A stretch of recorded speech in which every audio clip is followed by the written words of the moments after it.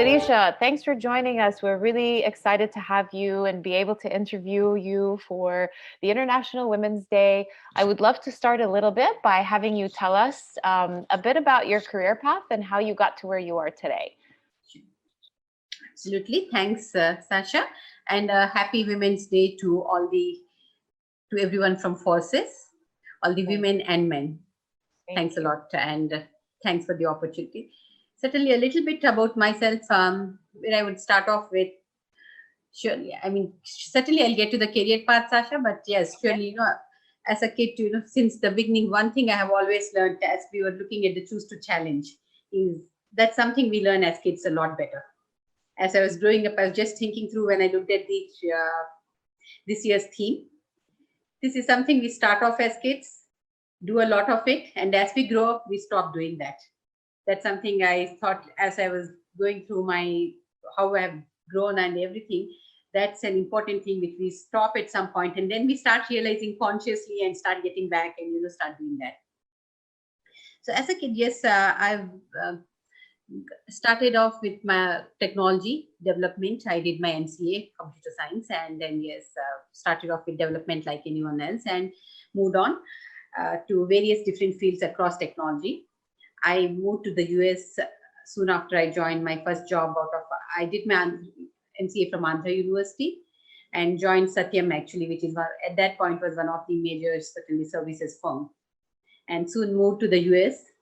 And my husband was in the New Jersey area, so New York City. And when I went to New York City, the day one we went to just walked around the New York City and saw the Wall Street and like, this is great. Yeah. And didn't realize that was going to be my next first job in the US. I joined JP Morgan very soon. And so I think from then on, my career has been pretty much with the investment banking, but or in the banking industry. However, seen various roles. I started with JP Morgan, then I worked with EBS Trader where we did the Forex trading. And at that point, as you know, like most of the immigrants, I had come to the US on a H1 visa. And I know many of the immigrants will be aware. And we were looking at how do I get my, green card. The moment I got my green card, I said, now I know I need to do something different. Yeah. And that's when I actually thought, I'll take a break and do my MBA. I really wanted to do that for long, but with all this visa and all the jobs, so I had my own constraints. So sometimes it's also the timing that you have to see. So I went on, I did my MBA from Carnegie Mellon at Pittsburgh.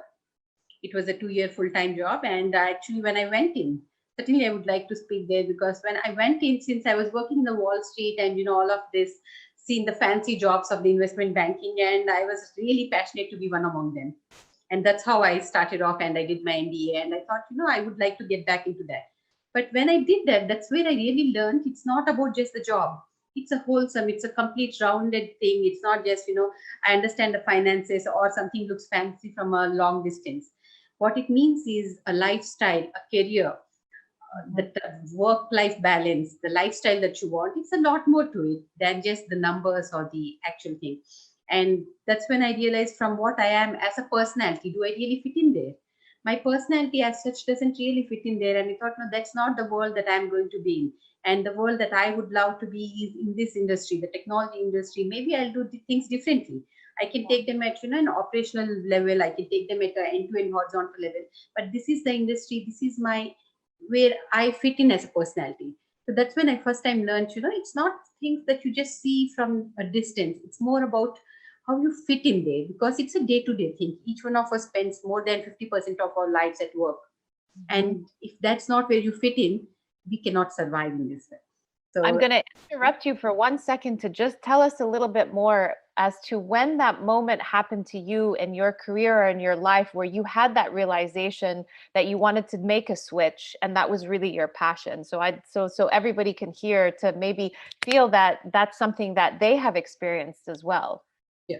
Now, I wouldn't say it's 1 minute, but it's when I heard some of these senior leaders speaking about their lives. I had met Dina Dublin, I had met quite a few of the senior leaders. When you listen to them, their stories, that's when you start connecting. So each time I listen to one of the senior leaders as to their stories, how they have managed their life, what's their day-to-day life, how they manage their kids, their family, and you listen to that, that is when I think you start getting that it's not like an instant of actually not at work. When you really listen to these women who have accomplished and they are there at that position, then you start looking at them. Because when you look at from far, I only see the accomplishment. When you talk to them, you understand there's a lot behind that goes on. And I think that is exactly when I had Marjorie Major from Citibank. Once we had met her, then I had met Dina Jublin. When I meet these women, I felt that, there's a lot behind which they have. Am I also ready for that? Am I there? And that is what makes you think. Mm-hmm. I think it's very important to understand what goes on behind what it is. And that's where I think talking to people is very important. And I think that's, as you said, is that where I started realizing. And when you say that there's a lot behind it, was it the choice of, the work balance between work and having a family and life and just juggling everything as a whole? What really resonated with you? Sure. Absolutely. One thing is certainly the balance of Uh-huh. the work and life and everything. The other thing is the type of people that you are meeting now. See, when you are in a certain industry, you meet a certain type of, say, if you are doing a front end sales, your day goes in on meetings and your day goes in on lunches and dinners all day. But Yeah. these lunches and dinners are very different from we go out as a team here for lunch. We really have fun. It's like nice. We catch up with each other. We understand each other. We really enjoy being there. Yeah. But as a salesperson, when you go out for a lunch, you are still on your pitch. Yeah. So it's very different. It's That's the constantly lifestyle. going. Yeah. Constantly, behind your mind that I have to present myself in a certain way. If I'm going out with my team, I don't think. We Mhm. just have fun. It's my team, we are all there together. We go day in and day out. We enjoy that. Yes. Yes. I think that's the big difference in the lifestyle. I would say one is the balance and the other is the lifestyle itself. Yeah. It's not Yeah. just the balance. So tell us a little bit about your position today and where you are in your career today. Yeah. So today, actually, as I said, I've gone through various phases in the technology industry. I've done end-to-end project management. I did product management end-to-end. And Mhm. today I still support a technology, but I am more of a COO role. Wherein when I say COO, what it means is it's a chief operating officer, of course, but what it is it is more of an enabling role. Mhm. So my role, if I have to say, is to enable the entire technology firm. Like the team that I manage, I have to support is about 5,000 members strong. Although I only have about 50 members reporting to me, but this 50-member team, we support the 5,000 members. Yes. And when we say it's in one word, it is to make sure it's enabled, to Yes. have the discipline in place, and to have the rigor. Getting into detail, if I have to say what are my functionalities, one is certainly, as I said, uh, enabling and engagement of the team. And most importantly, the strategically, how do we go ahead? What are the strategic initiatives that we need to take? So that's one part of my job. And absolutely being the operating officer, it's finances is an absolute mandatory. It's how do we look at our finances, the budgets, the expenses and all. And not just bank, I think every firm these days is more into the regulatory ambit. So certainly risk and compliance, I think every year I see that becomes the larger end of portfolio as we go ahead. So Yeah. risk and compliance is a big part of it, because as you know, the amount we spend on it is worth, because any one error is not affordable in this industry. And as things are changing, that's becoming a larger portfolio for sure. So I Yeah. think these are at a high level, if I have to say, the risk, the compliance, risk and compliance, the finances, team engagement, enabling them, and the strategic initiatives as to various things. How do we look at ourselves from a pyramid structure perspective? How do we look at from a location perspective?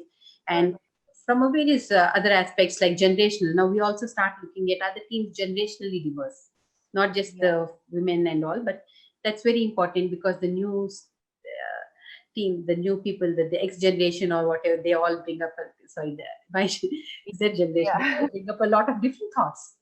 Very, Yes. I myself have a daughter, a 21-year-old. She's getting into third year engineering. So I learn a Yeah. lot from her too. It's a very different generation, that's for sure. Absolutely. Yeah. Um, so tell me a little bit about when you stepped into this role and you realized that you were going to be managing 50 people that trickled down to, you said 5,000.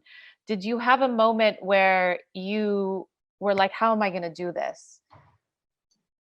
Mm, I don't think so. I always see what is next. I look Okay. at it, what is it I have to do?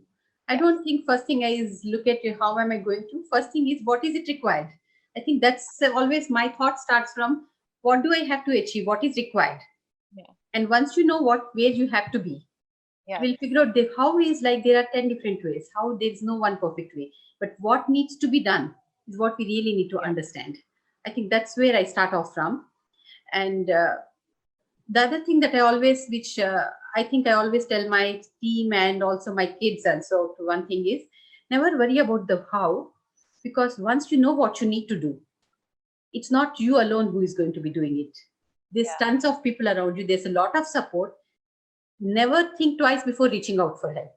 I Yeah. tell my team, even if you have, you see somewhere else someone's doing it, shamelessly copy it. It's not nothing wrong in that.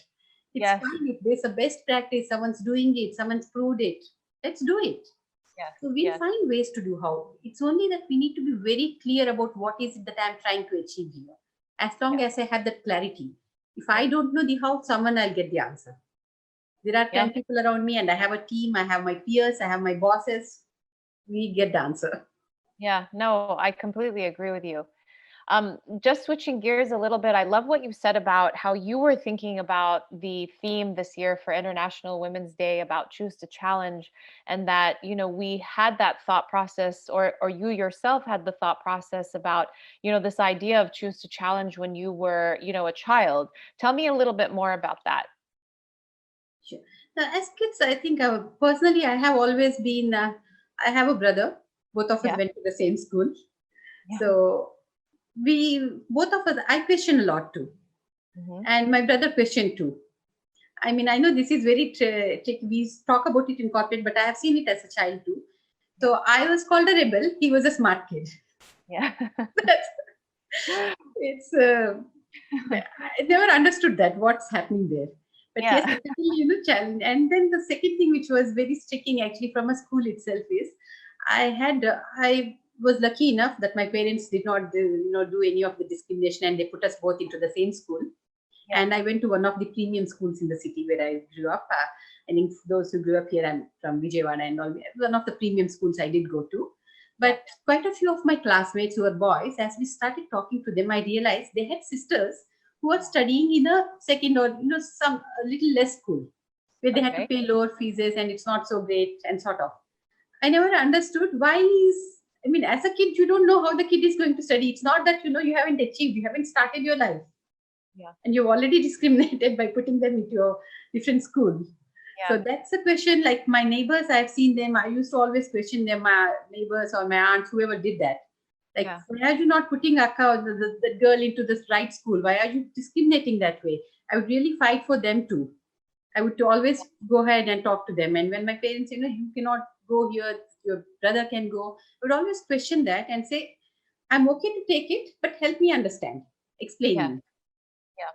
So that's something as we grow now, we understand that, some of these things, what we forget is who has made these rules.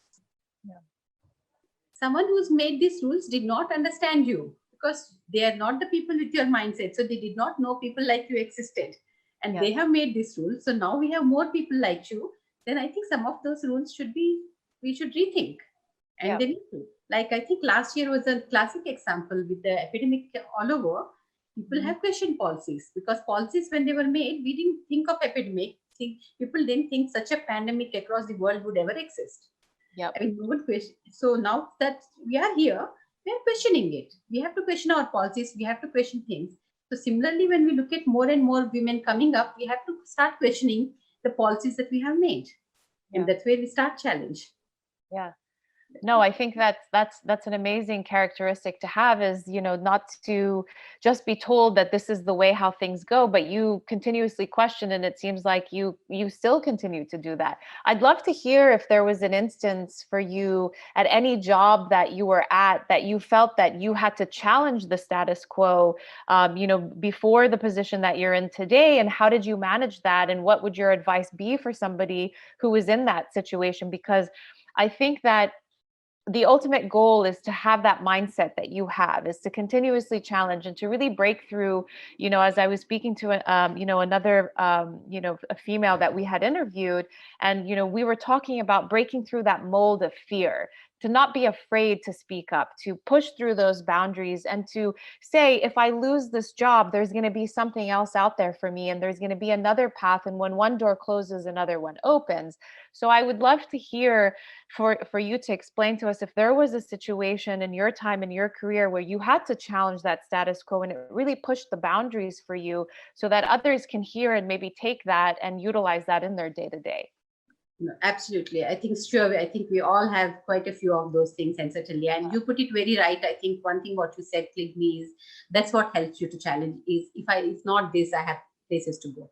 Yes. So what I always tell myself before when I am in such tough situations, the first thing is I am not depending on anyone here. I'm depending upon my capabilities. I have a knowledge level. I have my capabilities, and I know things. It's my knowledge, my personality that I'm depending on.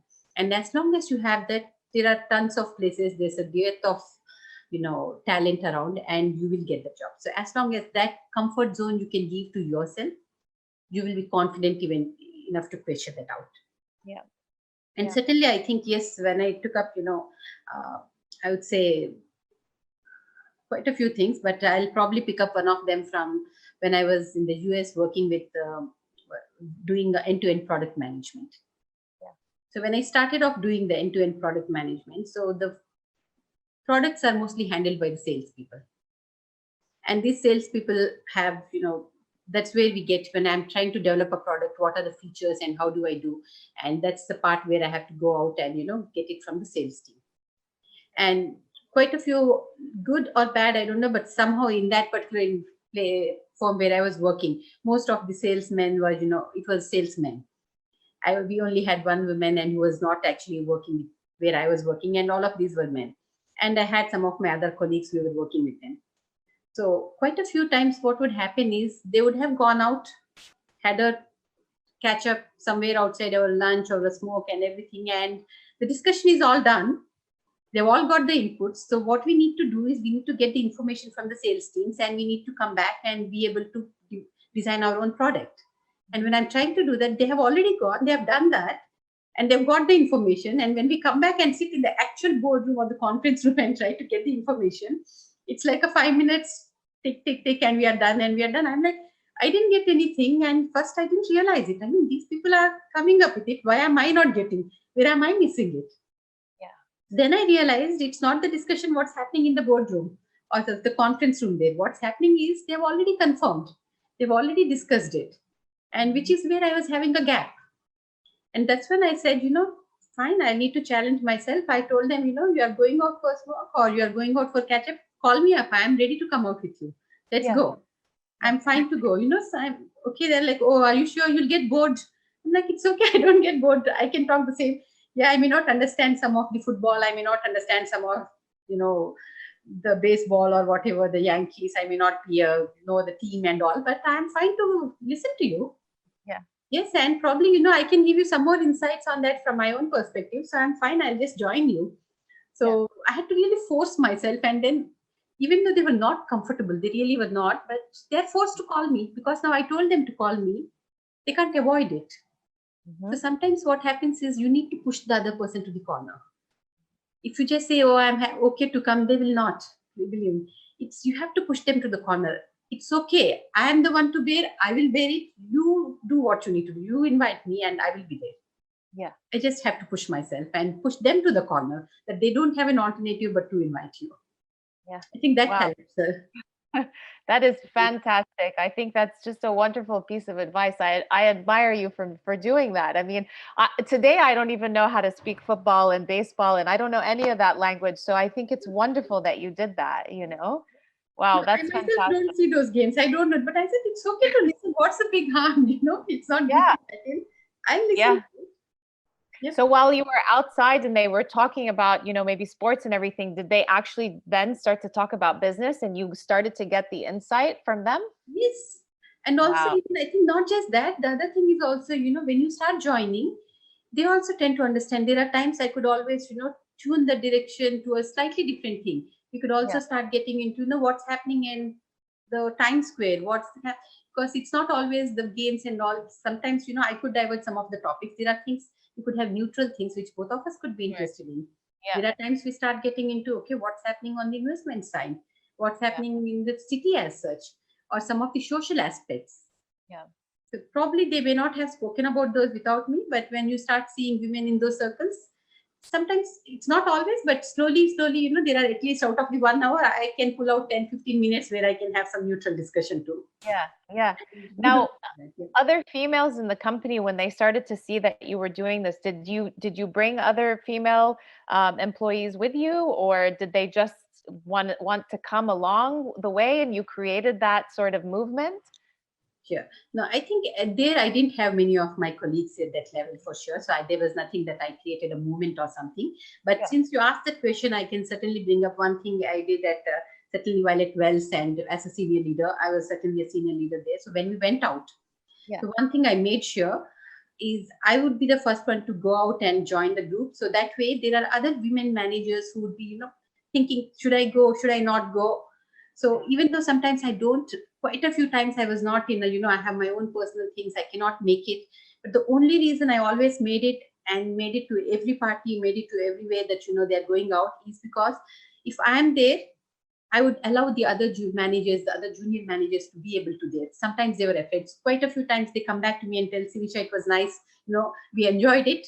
If not for you, we would have not gone. We were very afraid to go because we had, like, when you go out of 50 managers, you have 5 or 6 women. So Yeah. many of them are a little scared to go. Should I really go or should I not go?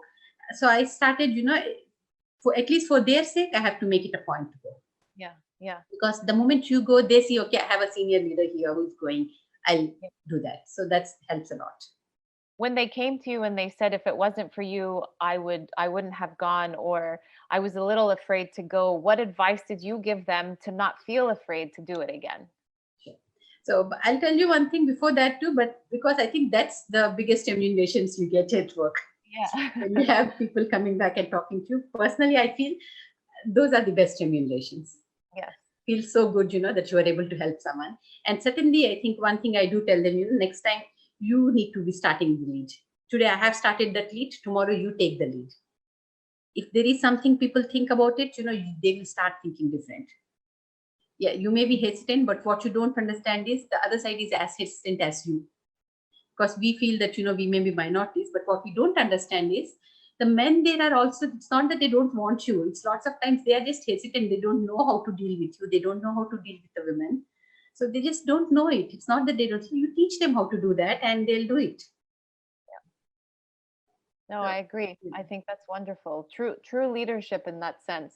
mm, Um, I wanted to touch a little bit about, you seem to be a very strong individual and, really have that ability. And to your point, I think that a lot of this is taught, from the home and when we were younger, and that you had this. And so I love the way you thought about the theme this year, in regards to how you continuously challenged and asked questions as a young, female.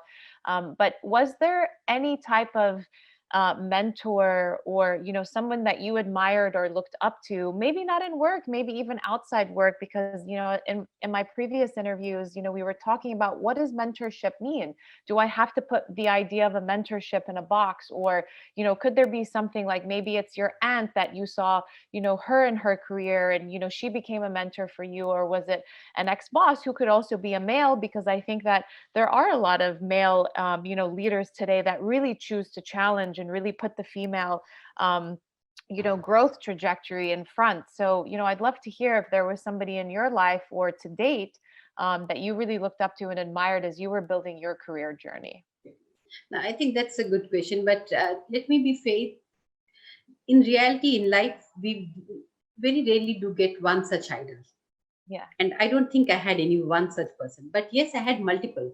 So it's Yeah. not like, this is one person I learned from and this is how I want to be. I just want to be like her or like him, nothing.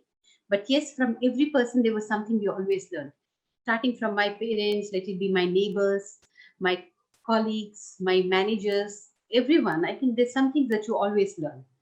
So one, I would say, start off with my mother, for example. There are some good things that I've learned from her. She was herself, back in 1972 when she was educated. She has done her master's in mathematics. I mean, those days in India, it was not so easy for women to get educated, but she Yeah. fought at home. She fought at home. She said, I'll sell everything that you are going to give me as property. I'll sell it off and I'll go and I'll get educated. Yeah. So that's how she, pretty much went there. So I saw that. But then after a while, what I've also seen is over a period, she started giving up on quite a few things because of the family, Yeah. because she had to take care of us. So that was a learning for me, that she being such a strong woman, and if she was giving up, tomorrow maybe I will become one of those. Yeah. So learning is model is not always one way, it's always the other way too sometimes. So Yeah. I was very determined that I will not give up. I will not be one of those who will give up. I will make sure I'll take it. So that's one thing I keep telling everyone too, is never give up. There will be times in life you will have, each one of us will have our own struggles, maybe the first aid, maybe support system at house, maybe other things that we have to take care. And yes, we need to balance our families. We need to take care of our responsibilities. But take it slow for a while. There are times I have taken slow. There are times we all take slow. I think we can refer to every. So there are times you may have to slow down. If you have a maternity, fine, take a 6 months break. If not, after that, take a job which is a little laid back for 6 months. But what's important is to keep that focus and make sure you spring back. The moment you leave it, that's the end of your career. So never do that. It's okay to take slow. Life is long. We all work for 35, 40 years. We can work. And in 35, 40 years, you're talking about 3 to 4 years. I know quite a few times I had this argument with men too in my office. They're like, oh, women, if you hire them, they'll have to take a 1 year maternity leave and all this. I'm like, you are looking at someone who can come to your organization and expect them to work for 10 to 15 years. Yeah. And if you expect them to work for 10 years, what's a 1 year you're talking about? Does it matter? Yeah. If she can contribute to you through all these things and so much more, yeah, fine. If she has to take a year break, that's so be it. Yeah. But then she's going to contribute. If you support her through that 1 year, she's going to support you for the next 9 years. So look at it that way. That's an investment for long. I think that's where we have to start thinking as a long-term investment. And we ourselves also have to tell ourselves that's a long-term thing. I think that's one thing. And then I had a female boss in Interactive. She was like 60 at that time. Yeah. And dot to the dot, she was always on top of it. Yeah. Always well prepared. Always she knew her stuff. So what I really learned from her is, as a woman, and she was the only women leader in that organization, where in a banking industry where we were doing the pricing. All were men. And the way she navigated herself is because she always was extra prepared, and she had to do all that extra work, and she made sure that there's no chance for anyone to pick or point out on anything. So I always saw her well prepared, do her diligence. And I know, being my boss, I would get that a lot of it, but I really learned from it. She would always make sure, Tisha, we can't go with these exceptions. Yes, maybe there's someone else doing a sloppy work, that's fine, but we are not doing it. We have to be to the dot. I She think was always one step ahead, sort of, right? yes. Wow, that's fantastic. Um, so going back to, International Women's Day, how important is it for you, in terms of recognizing International Women's Day, and how does it benefit you and other female employees, do you feel, at your company, or even, just in general? I mean, do we feel like, you know, I know this day is the day that we stop and we celebrate, but, I think it should be a continuation. What are your thoughts on International Women's Day and what it is doing, and what it's putting forth for female leaders today? I think very good question, because this always gets, I know, gets a lot of mockery to quite a few times. Why do you need a Women's Day? You're all equal. But yes, I think I would look at it as Women's Day is not just for women. It's for everyone. It's for the society. It's for the organization. Because today, if you look at the world, the women population is a little more than 50%, but not less. Yeah. In a world where we are more than 50%, and if you are letting that significant chunk of the population not to be at par with excellence, and that's a huge amount of talent that you are letting go untapped, then there's no way for this world to progress.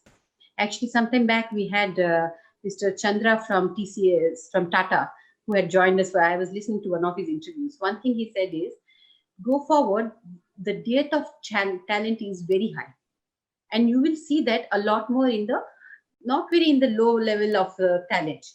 And you'll see it in the higher, as you go higher levels in the talents, you'll see more of a dearth of talent. And the only way to fulfill is we have tapped to all the men talent and everything has been tapped already.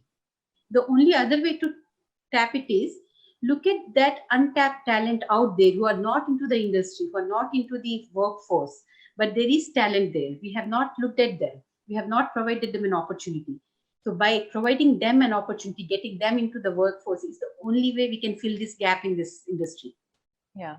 And that actually speaks for it that, it's the Women's Day is not a need for the women, it's a need for the organization, a need for the society. And today, since there is still that equality doesn't exist, there is a requirement to, provide a little bit of that support. Yeah. The way I look at, if it's okay, I'll just take a minute, a small example. Yeah, So there's this guy who's looking, there are 3 kids here. Yeah. Of different heights. Yeah. And there's a fence, and other side of the fence, there's a match going on. The Yeah. tallest guy can see. Yeah. But the younger guy cannot see the match because the fence is coming in. So there's a obstacle. So intermediately, what do we do immediately? We can put something, a stool, and the kid can climb onto the stool and then watch the match. And this Women's Day and all these things that we talk about benefits is like that stool. To create a level playground for both of them to see equally, you need to give them a stool. Or, I don't know if you call what you call, basically a ladder or something that they can climb up and they can watch it. But the true level playground will come when that fence is removed. Then it doesn't matter whether you're short or you're tall, both of you can see that equally. But today, that level playground is not there. The fence is still there. Then you need the props. And that props is what we call this, let it be the Women's Day, let it be some of the policies that we define. And these are the props that we give. And I think that's required. For some while, I don't think we need to utilize them well. We need to be cautious that we don't misuse them. Absolutely. And we are very clear on that. But they are required. That's an amazing piece of advice. Where did you hear that story? I know this was something actually I've seen an image. It was sometime back. I just saw that image sort of in the WhatsApp and all, but the story is something which I thought we discussed as a group. It's looking at that. Wow, that's a beautiful story, and that makes a lot of sense. Well, Sireesha, we're coming up on the time, and this conversation has been super informative, and I'm sure everybody at Forsys is going to enjoy hearing, all the little, all the stories that you've told, and your experiences in your career. What is one piece of advice, if you can think of, anything? I know that there are multiple advice depending on where somebody is in their career path, but what is one thing that you feel that is a takeaway for today? Sure. I think I'll go with 2 things for sure. Sorry, I know you said one. I'll snatch about No, because I wanted to match with we the can have challenge. many. Yeah, but I wanted to match with the choose to challenge theme too. Yeah. So that's the reason I just certainly when we think about challenge, first thing what comes to your mind, challenge yourself. All the quotes that you go online, look at challenge. The quotes come about challenging yourself, and that's where we women get stuck, challenging ourselves. I would say challenge yourself. Yes, absolutely. We all do that, and we are pretty good at doing that. But more than that, very importantly, challenge everything and everyone around you. Yeah. Challenge the policies, challenge the people, challenge the things around you, not just you. How long can we continue to challenge ourselves? We cannot sustain for very long. So do challenge things around you. That's one thing certainly I thought with the theme I would like to say. And the other thing, as women, one absolute important thing where I've seen many women, that's where I think we go wrong is, I already spoke about it sometime back in the talk, I think, but would like to repeat is, it's okay to slow down, but never stop. Yeah. When you stop and when you give up is when you are done. As long as you have a need, please take care. We all need to balance our lives, because if we do not balance, we ourselves will wear out and we cannot sustain for long. But take a break, take a short break. You are okay to be a slow for a while, but never give up and continue your careers. It's a long life ahead. So we are talking about 40, 45 years of working careers. So within 5, 10 years or 15 years, somewhere, if we start giving up, we will not be able to. There's a huge life ahead. So make sure, never stop, continue your focus. When required, take a short break or take a rest, take a slow down, but please do not stop. That's my, I think, advice to anyone who's continuing and younger generation for sure. Yeah. No, I think that's two pieces of really great advice. I think in all this 30 minutes that we've had a conversation, there's multiple pieces of advice that I'm even taking for myself. So thank you again, Sireesha. This was wonderful. We really appreciate you taking the time to do this with us today. Thank you. Thanks, Sasha. And very nice talking to you. And a happy Women's Day again to everyone at Forsys.